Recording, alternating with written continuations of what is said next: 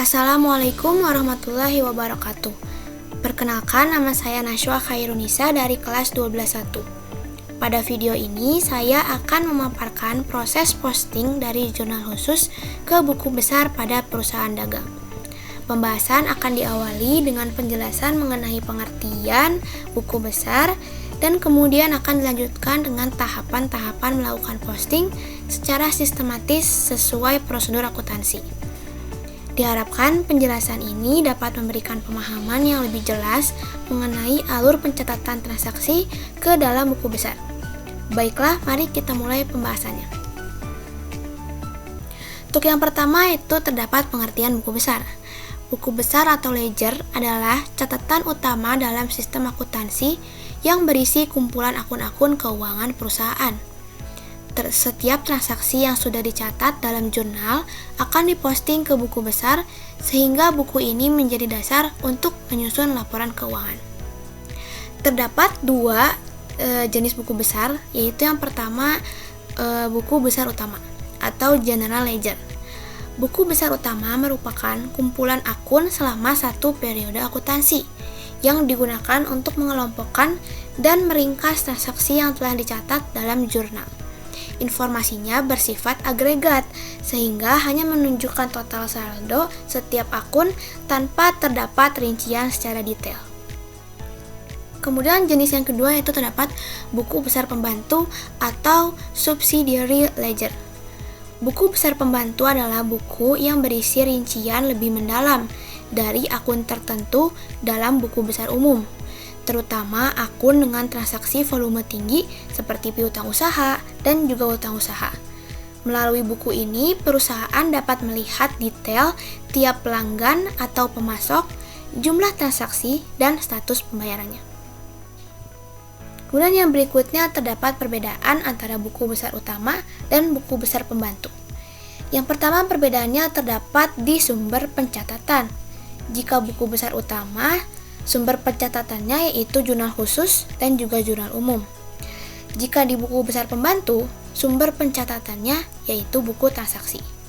Kemudian perbedaan yang kedua yaitu posting. Jika di buku besar utama, proses posting dilakukan secara kolektif, biasanya setiap akhir bulan. Namun jika di buku besar pembantu, proses posting akan dilakukan setiap hari dan atau setiap terjadinya transaksi. Kemudian perbedaan yang terakhir yaitu tanggal pencatatan. Jika pada buku besar utama, tanggal pencatatannya yaitu tanggal akhir bulan, namun di buku besar pembantu, tanggal pencatatannya yaitu tanggal transaksi. Kemudian yang berikutnya terdapat langkah posting jurnal khusus ke buku besar pada perusahaan dagang. Langkah yang pertama yaitu identifikasi data sumber. Lalu langkah yang kedua, buat kolom buku besar. Lalu langkah yang ketiga, posting neraca saldo periode sebelumnya jika ada. Namun jika tidak ada, maka tahap ketiga ini boleh diabaikan. Lalu tahap yang terakhir yaitu posting jurnal khusus ke buku besar utama dan juga pembantu. Baik, mungkin langsung saja kita masuk ke langkah-langkah untuk posting dari jurnal khusus ke buku besar yang akan saya praktekkan. Untuk yang pertama, saya akan menghadirkan jurnal penjualan terlebih dahulu. Tidak ada urutan jurnal mana yang harus diposting terlebih dahulu, itu bebas. Saya menghadirkan jurnal penjualan terlebih dahulu, kemudian kita identifikasi terdapat berapa akun di jurnal penjualan. Yang pertama terdapat akun piutang dagang, lalu yang kedua terdapat akun penjualan. Maka pertama kali saya akan membuat terlebih dahulu akun piutang dagang untuk buku besarnya. Nama akun piutang dagang, tanggal Agustus, dan untuk tanggal yang di sini kita akan gunakan tanggal yang terakhir yaitu tanggal 12. Tanggal 12, keterangannya itu JJ. JJ merupakan singkatan dari jurnal jual atau jurnal penjualan. Ini itu menandakan nanti angka yang kita posting itu berasal dari jurnal jual atau jurnal penjualan. Lalu untuk angka yang diposting yaitu total, yaitu 5.500.000 di debit, 5.500.000 di debit. Lalu untuk saldonya juga 5.500.000 di debit. Setelah selesai akun piutang dagang di jurnal penjualan, kita taruh untuk kodenya 112 di bawah sini. Ini untuk menandakan bahwa akun piutang dagang telah diposting di buku besar. Lalu yang berikutnya yaitu terdapat akun penjualan. Akun penjualan di sini saya akan membuat buku besarnya, yaitu penjualan. Untuk tanggalnya sama seperti yang tadi, yaitu kita gunakan tanggal akhir, tanggal 12. Dan untuk keterangannya sama juga seperti tadi, yaitu JJ atau jurnal penjualan. Dan untuk angka yang kita posting yaitu total 5.500.000 di kredit. Dan untuk saldo dipindahkan 5.500.000 di kredit. Lalu terakhir, jika jurnal penjualan di akun penjualan telah selesai diposting seluruhnya, maka kita pindahkan kode 411 ini di bawah sini. Nah, ini adalah bentuk jurnal khusus, yaitu jurnal penjualan setelah diposting. Maka di sini akan terdapat kode, dan di sini juga akan terdapat kode. Ini menandakan bahwa akun penjualan dan juga akun piutang dagang di jurnal penjualan telah seluruhnya terposting. Kita akan lakukan seperti ini untuk di jurnal-jurnal selanjutnya, yaitu jurnal pembelian, jurnal penerimaan kas, jurnal pengeluaran kas. Caranya sama, dilakukan seperti ini. Lalu untuk contoh yang berikutnya yaitu jurnal pembelian. Pertama-tama kita identifikasi terlebih dahulu terdapat berapa akun di jurnal pembelian. Yang pertama terdapat akun pembelian, dan yang kedua terdapat akun utang dagang. Pertama kali saya akan membuat buku besar untuk akun pembelian. Lalu setelah itu tanggal Agustus tanggal 6 sesuai dengan jurnal pembelian. Dan di sini keterangannya yaitu JB atau singkatan dari jurnal beli. Keterangan di sini menunjukkan bahwa angka yang nantinya kita posting di sini yaitu berasal dari JB atau jurnal beli. Lalu lanjut kita posting angkanya, yaitu kita menggunakan angka total di sini yaitu 9 juta di debit. Lalu kita posting 9 juta di debit, dan untuk saldonya tinggal kita pindahkan 9 juta di debit. Dan untuk kode jangan lupa 511 kita pindahkan di bawah sini, yang mana ini menandakan bahwa akun pembelian di jurnal pembelian telah terposting di buku besar. Lalu lanjut yang berikutnya untuk contoh di jurnal pengeluaran kas. Di jurnal pengeluaran kas ini terdapat akun pembelian. Maka dari itu, akun pembelian kita akan tulis lagi untuk buku besarnya. Lalu untuk tanggalnya di sini kita akan menggunakan tanggal 5 karena pembelian terdapat di tanggal 5. Lalu untuk keterangannya yaitu JKK atau jurnal pengeluaran kas atau jurnal keluar kas. Lalu untuk angkanya di 6.500.000 di debit, kita akan posting 6.500.000 di debit. Lalu untuk cara pengisian saldonya bagaimana? Karena tadi kita sudah memposting 9 juta ini, sehingga di saldonya 9 juta, dan karena ini yang tadinya debit dan sekarang pun debit, maka akan kita tambahkan angkanya 9 juta ditambahkan dengan 6.500.000 menghasilkan 15.500.000. 15.500.000 ini kita taruh di mana? Kita taruh di debit, karena yang tadi kita tambahkan berada di debit.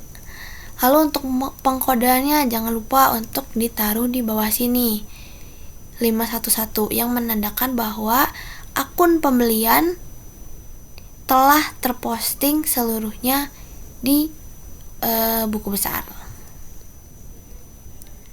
Lalu untuk contoh jurnal yang terakhir yaitu jurnal penerimaan kas. Jurnal penerimaan kas di sini saya akan memposting bagian utang Bank ABC. Nama akun utang Bank ABC, tanggal utang Bank ABC di sini yaitu tanggal 4 bulan Agustus, tanggal 4 bulan Agustus. Untuk keterangannya yaitu JKM, Jurnal Penerimaan Kas, yang menunjukkan bahwa angka yang nantinya kita posting itu berasal dari JKM atau Jurnal Penerimaan Kas. Lalu angkanya yaitu di 15 juta di kredit, 15 juta di kredit, dan tinggal kita pindahkan untuk saldonya yaitu 15 juta juga di kredit. Jangan lupa untuk kode 221 kita letakkan di sini di ref yang menunjukkan bahwa akun utang Bank ABC telah terposting di buku besar. Lalu selanjutnya seperti itu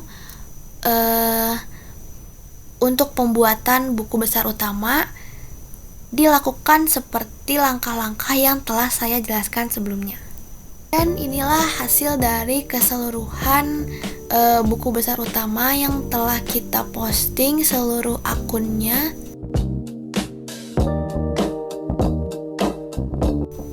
Ini adalah keseluruhan dari buku besar utama yang telah kita posting.